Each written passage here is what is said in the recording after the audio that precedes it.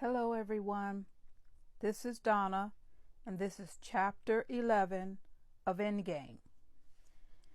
The title of this chapter is Ghost at the Feast, Princess Diana, and Revisionist History.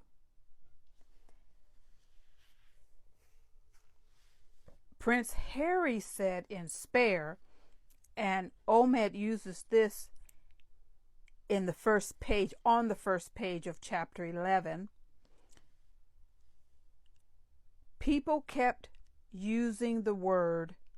It was a punch in the throat and a bloody lie because mommy wasn't dead. And he was saying the word body. Prince Harry, Spare.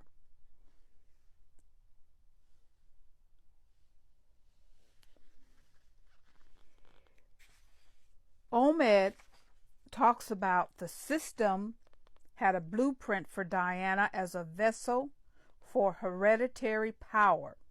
But when it came to Diana as a human being, the palace was completely unprepared. We're going to speak about Diana in memory. And I've used pictures of Diana, some AI generated, because this new technology allows you to depict Diana as you would have wanted her to be. And I asked to generate pictures of Diana as Queen of England. And when Omed talks about Diana, he also talks about Meghan. He talks about how Diana and Meghan were embraced. He talks about how Diana's voice was silenced when they removed her interview with Bashir. And he talks about the difference between William's response, saying his mother was paranoid, and basically going on the palace side and not talking about she was right, she had a point, she had the right to use her voice, versus the way Harry talked about it.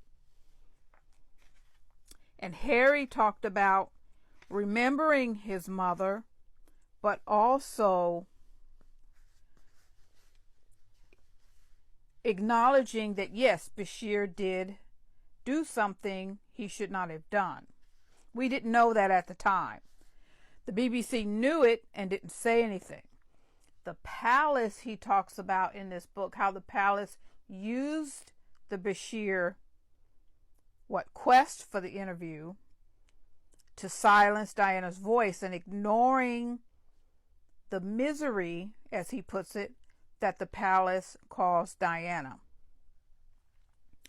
Now, he says something in the book that I didn't realize. Andrew Morton archived his tapes outside of Britain to protect them after the BBC has agreed and was told not to use the Bashir interview anymore. And in order to use it, you have to go through like a high committee now to use it.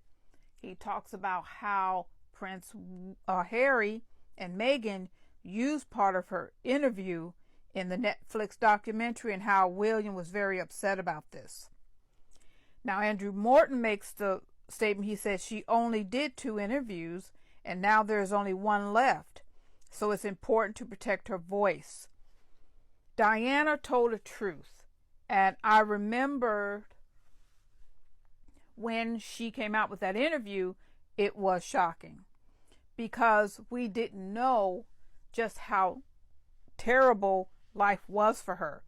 And we're still finding out just how bad it was, because the palace have covered up her misery.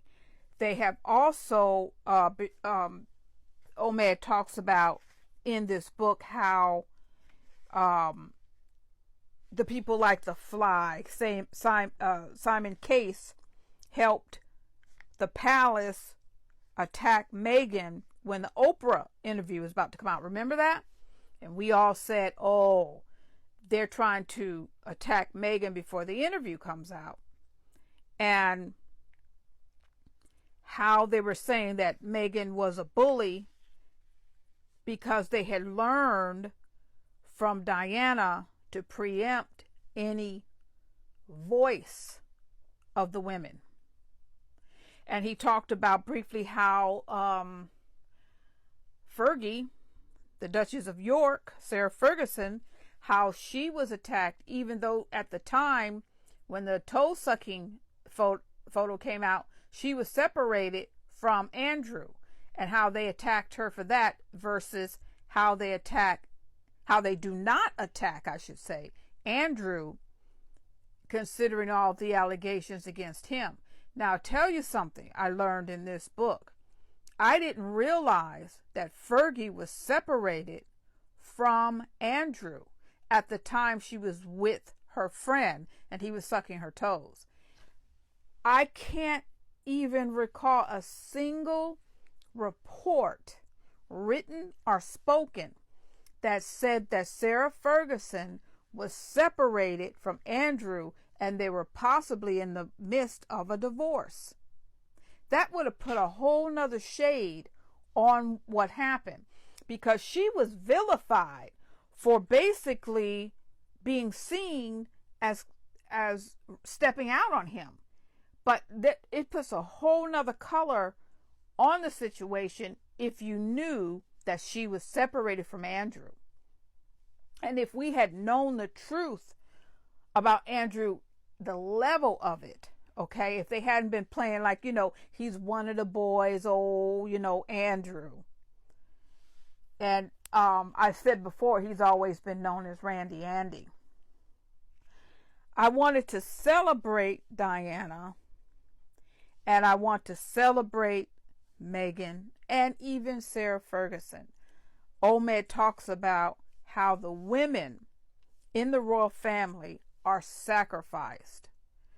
They're not seen as anything but vessels, as he put it, of hereditary power.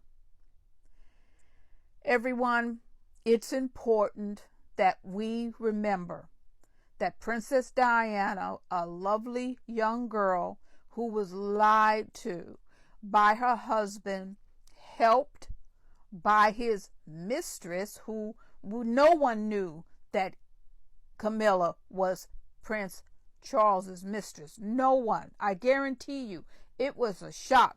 It was Diana who told us that. Nobody else.